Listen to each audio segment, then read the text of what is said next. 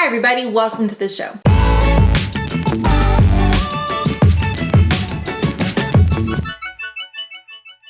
Today we're doing our last video on homeschooling styles and approaches. This is our third video in this series. In our first video, we covered school at home, classical homeschooling, and Charlotte Mason style.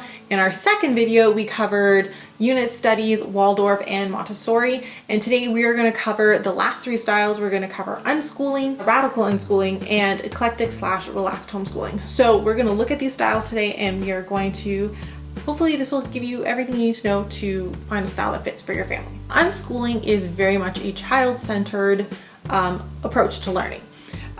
Essentially, it was created by John Holt. He coined the term unschooling back in the 80s. And basically the whole point is that if kids are engaged, if they are animated and they're happy and they're following their interests, kids are going to learn.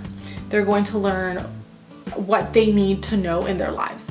Unschoolers are very much that kids don't need to know everything to do their lives. So an example of that is, does every kid in the world need to know how to calculate area?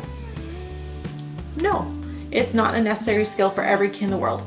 And unschooling allows for kids to follow what they're good at, follow their strengths, and learn the skills that they need to become the best person that they can be. Unschooling also can go by the term of life schooling, because unschoolers like to learn through everyday experiences. So they're very much into learning while they're out, learning through errands and life, living at home, and just how they live their lives is part of their learning experience, and allowing kids to kind of find their passions and learn just through living their lives. A lot of people get confused because they believe that unschooling means kids are just left free and clear, they're allowed to just run around, and that's not true.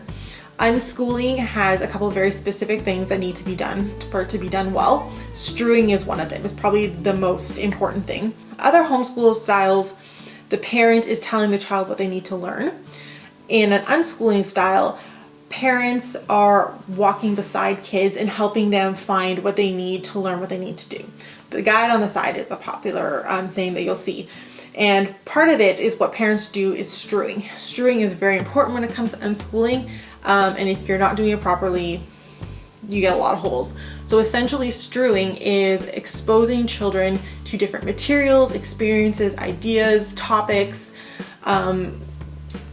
different things kind of constantly, and seeing what hits, and then also reintroducing things. So for example, you might take your kids to see Shakespeare in the park, and you might take them and see if the kids click, and if someone's like, hey man, I really enjoyed that play, you might bring in more Shakespeare books, you might watch Shakespeare movies, you might learn about the Shakespearean time and theater, and so you're kind of like pitching it out there for them, and if they pick it up, great. If they don't, you kind of let it go. But then you might want to bring it back in a couple of months or years and see if it hits then, right? So strewing can be a lot of work because you're kind of throwing ideas at your kids and seeing what sticks, and you might throw 100 ideas before something really like clicks with them. So it can be a lot of work for parents done properly. It can be a lot of work. It is not just letting your kids run around willy-nilly. And contrary to a lot of beliefs, there is curriculum in unschooling. Parents, but the difference between curriculum in unschooling and curriculum in other homeschool styles, when it comes to picking curriculum for their child, the kids are often heavily involved in choosing a curriculum that they like. And it is often on very kind of base subjects. So they might only have a curriculum for kind of, let's say, language, where they're picking like spelling and grammar and maybe mathematics. And then everything else is just kind of following kids' interests, projects, jumping into different things that they love.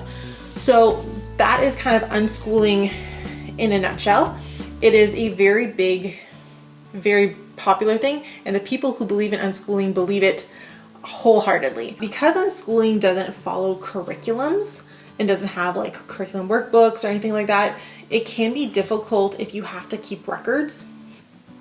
Depending on where you live, record keeping might be something that you need to do, or testing at the end of the year. It can be very difficult to help your kids meet what they have to meet in their area, the requirements in the area. So that is just something that, again, people do it. It's just a little bit more work to just keep that and be conscious of that going forward. A lot of people will actually record after the fact. So if their kids are learning, they went out for a nature walk today and they were identifying trees, and that's just what happened to have occurred during their nature walk. When they come home at night, most parents who have to keep records will kind of like write down in a journal or homeschool planner what their kids learned today at the end of the day. That's important to know. Like I said, unschooling is very child-centered, it's very life-centered, and nature often plays a very big part in the unschooling lifestyle, as does technology. A lot of parents who are unschoolers are big into technology and actually really big into video games. And that, again, what works for your family, it doesn't have to work for everyone else, but that's just kind of how it tends to be. Some of the downsides to unschooling: if you're doing it properly, it can be very time consuming as a parent. Strewing can be, like I said, a little bit exhausting when you're constantly throwing ideas at your kids and topics and information and seeing what they're interested in. And it can get a little repetitious as a parent when your kid has kind of found something they're really interested in, and that's kind of 99% of what you're learning for like a year or so. Like, it can be a little bit much, but to each their own, and sometimes that's a great way to learn something really, really in depth. There are concerns about unschooling from especially like the education community, because unschoolers tend to hit milestones a little bit later. Not that they don't hit them, they just hit them later. So most kids who are unschooled tend to read, again, a little bit later. 7, 8, 9 is very common, because they aren't always kind of forced to learn topics they're not interested in. There tends to be holes, and that is, by the definition of unschoolers, okay. But for some people, that would just not be something they would ever want. So just throwing it out there, information is power, and now you have it. The next style we're going to cover is called radical unschooling, and basically it is unschooling taken up a notch. Basically, it is completely child-led, life learning. There is no curriculum. Some will even take it as far as there will be no classes. So that means there's no dance classes, there's no art classes. Radical unschoolers also, it's not just the schooling that their kids are in charge of, it tends to be like their entire lives. So radical unschoolers tend to be the types of families that the kids determine what time they're going to go to bed and what time they're going to wake up at. They determine when they're going to eat and what they're going to eat from a very, very young age.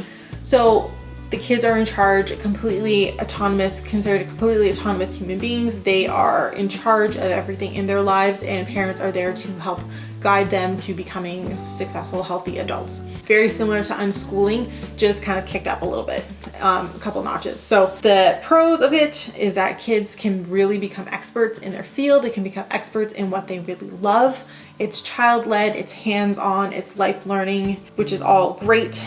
And it's a really big emphasis on kids becoming natural learners and learning how to learn and learning how to figure out what they need to figure out to be successful in their lives. But then the downside is similar to unschooling.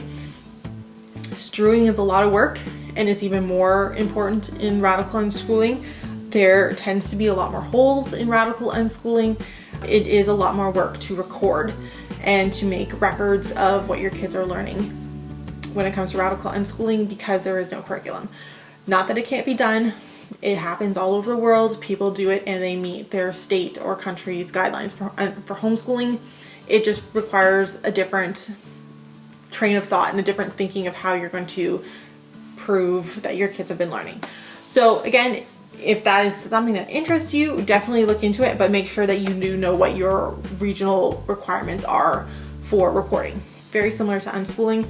Radical unschooling is just kicking it up a notch. So the last type of homeschooling we're going to talk about is called eclectic homeschooling. Some people like to call it relaxed homeschooling.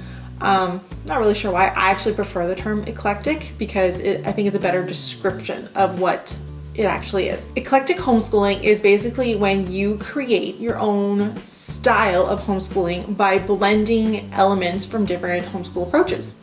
And while a lot of people do this, it's a very common practice. Very few people are 100% one homeschool style. The difference with eclectic homeschoolers is they tend to kind of pick 2 or 3 styles and blend them together, and they're pretty consistent with those style blends. So for example, we are eclectic homeschoolers, and we borrow heavily from Unschooling, Unit Studies, and Charlotte Mason. So we're pretty much a 1/3, 1/3, 1/3 blend. And we consistently use those 3 approaches, making our own unique family approach. Whereas most people, for example, if they are a classical studies homeschooler, they are classical studies 80 to 90% of the time, and they might pick an activity or something they like from a different style a little bit. We tend to be very heavily influenced by several homeschooling styles, and we blend them to make something really unique. That being said, every eclectic homeschooler is different, and every eclectic homeschooler's style and approach and what they're doing is going to be different because they are making it totally unique to their family and to what they believe as homeschoolers and what their approaches are going to be. So that is always a positive when you can make your homeschooling as unique and as customizable as possible. That's great, and that's why we love it.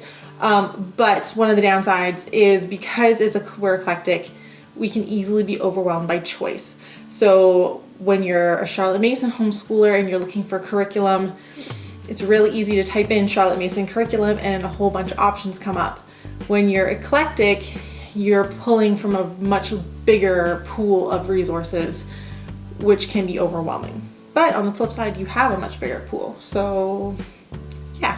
So those are all the styles. Like I said, this is part 3 of our 4-part video series. Next time we're going to go over how to pick a homeschooling style for your family, because that can feel really overwhelming as well.